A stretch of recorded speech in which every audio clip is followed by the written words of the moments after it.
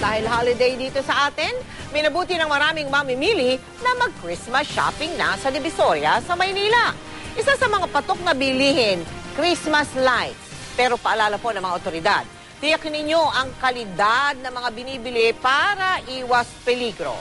Mula sa Maynila, nakatutok live si Susan Enriquez. Mel, kung ngayong araw na to ay marami pa rin tayong mga kababayan na nagpunta sa sementeryo, yung ilan naman natin mga kababayan sa Divisoria nagpunta at sinamantala ang kanilang mga bakasyon para sa early Christmas shopping.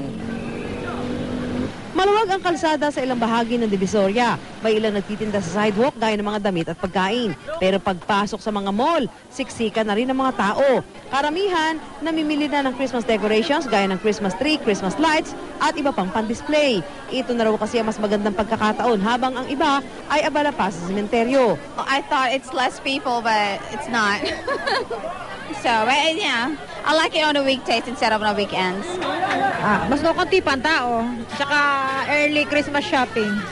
Hindi na rin magkanda o gaga ang mga nagtitinda. Marami na rin kasi ang mga namimili.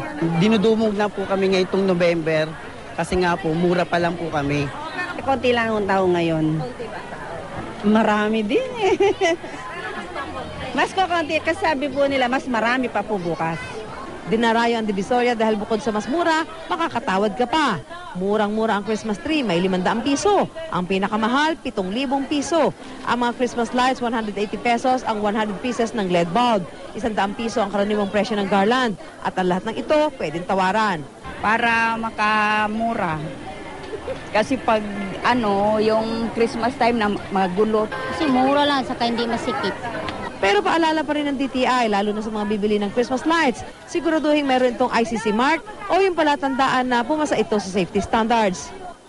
Sa Iloilo City nga, pinagsisira ng DTI ang mga nakumpiskang anilay substandard products mula Christmas lights, bumbilya at extension cords. Mabilis daw masira ang mga ito at pinangangambahan pagmula ng sunog. May nakumpiska ring floor tiles, toilet bowls at steel bars. Mahigit 3,000 piso ang halaga ng mga nasamsam mula sa iba't ibang pamilihan. Kung makapalang tao sa isang mall dito sa Divisoria ngayong araw na ito, November 2, ay inaasahang lalo pa raw itong kakapal dahil ang susunod na pagkakaabalahan ng ating mga kababayan na tayong mga Pilipino ay ang okasyon na ng Pasko. Kaya kanina, bago kami umalis, nakita na namin na kumakapal na rin yung mga tao, pati na yung mga nagtitinda sa kalsada dahil magsisimula na rin yung kanilang mga tinatawag na night market. Mel? Maraming salamat sa iyo, Susan Enriquez.